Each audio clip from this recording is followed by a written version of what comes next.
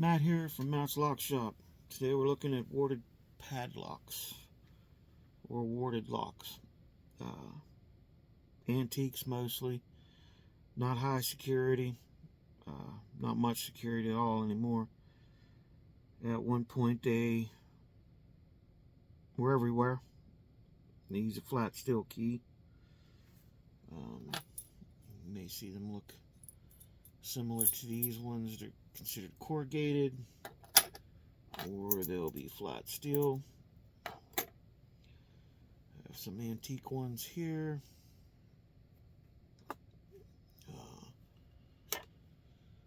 This is a push lever key,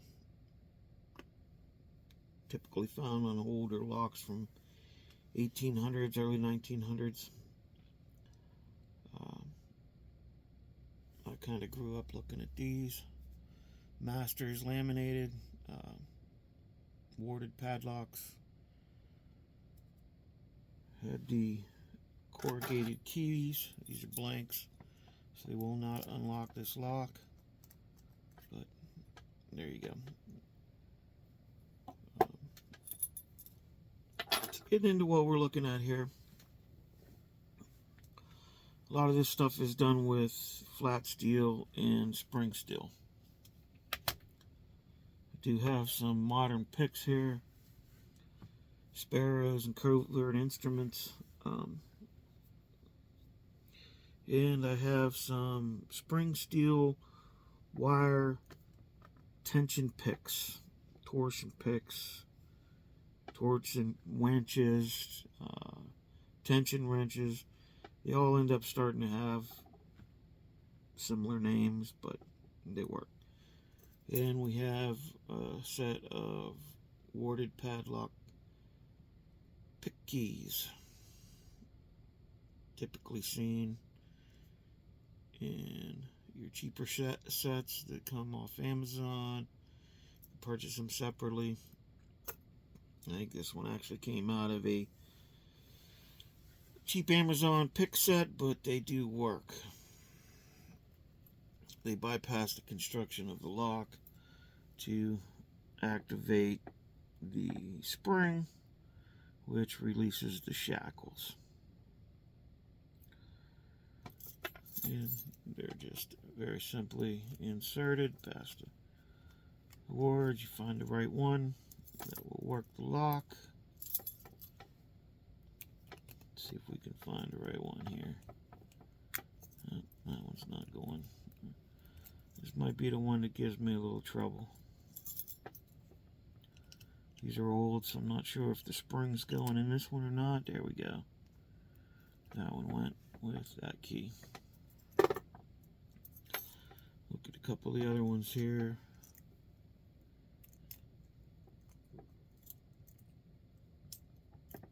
The thing is finding the right size to go in. And seeing if they'll hit right. So it's kind of trial and error to see what you got.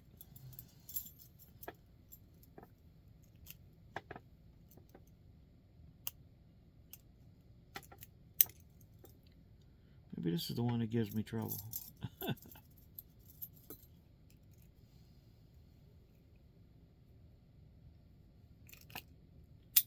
There we go. The ward's making that key a little bit tight, but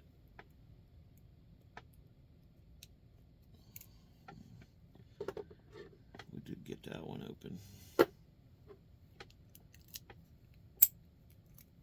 Usually it's just that quick.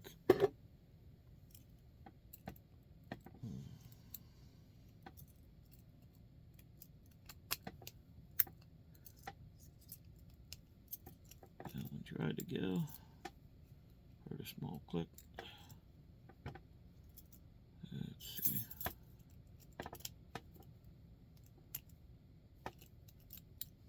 Nope.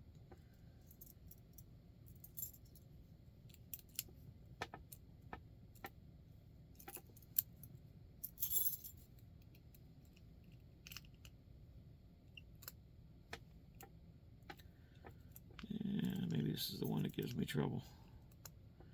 One of these does. Must be that one. And this is a typical Chinese warded padlock. Same difference. Keyways flat. We'll go through. That one seems like it's just spinning.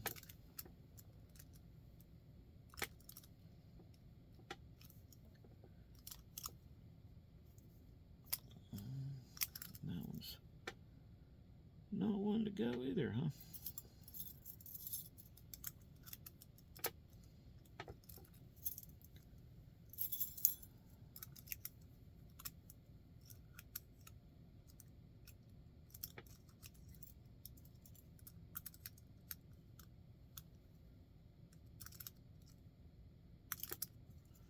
No, I'm not having any success here.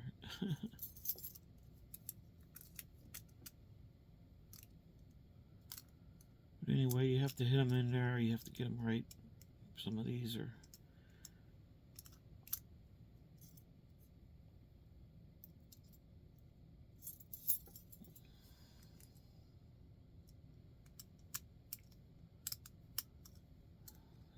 that one's not letting me do it either.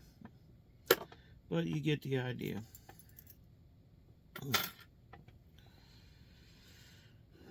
So, we also have this one.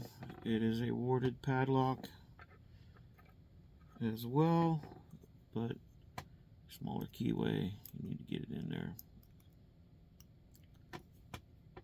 And it will open by using a regular pick.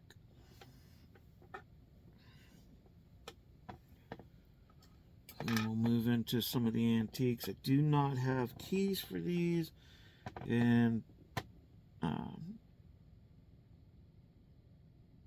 they're a little more interesting. The warded sets will not work on these. They don't turn, they don't do anything because of the construction of the lock.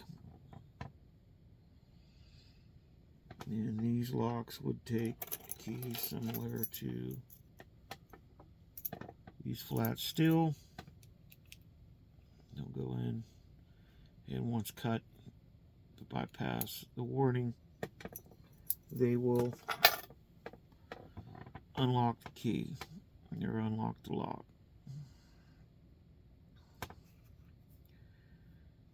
Here we have a wire tension pick. Very similar to a tension tool that would be used in modern picking, but it bypasses the wards inside the lock, and you turn it and it opens the lock.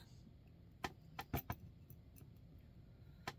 you take it out and close it as well. Do it again. It's that simple, that easy. Bypass these locks.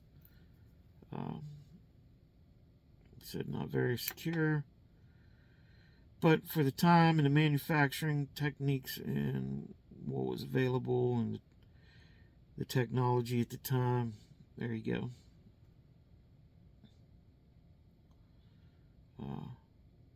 At that time, manufacturing and techniques for locksmiths and bypassing locks and picking locks was all just tried to keep in secret in the industry, to the point that, you know, not everybody knew these things, but it can be that simple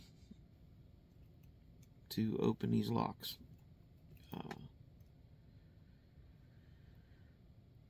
With the modern pin tumbler and wafer locks, that is not the case anymore. Here's another one. Obviously, you're looking at the size of the bend in these picks or turning tools.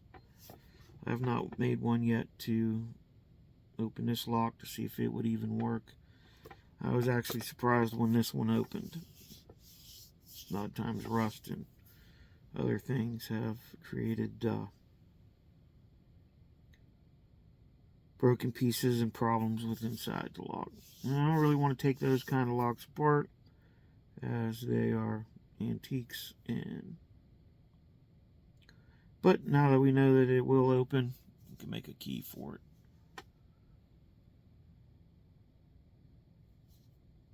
If you have any questions in the comments, it's just a start. We'll revisit these antique locks at another time. Maybe when I make a key for the Albion lock, which comes out of the Miller Lock Company, which is early 1900s. In 1930, they were sold to Yale and Town. So we know it's prior to 1930. When, I'm not sure. Sometimes it's hard to date some of these. This is Matt with Matt's Lock Shop. Thank you very much. Like and subscribe. Appreciate you watching. Thank you.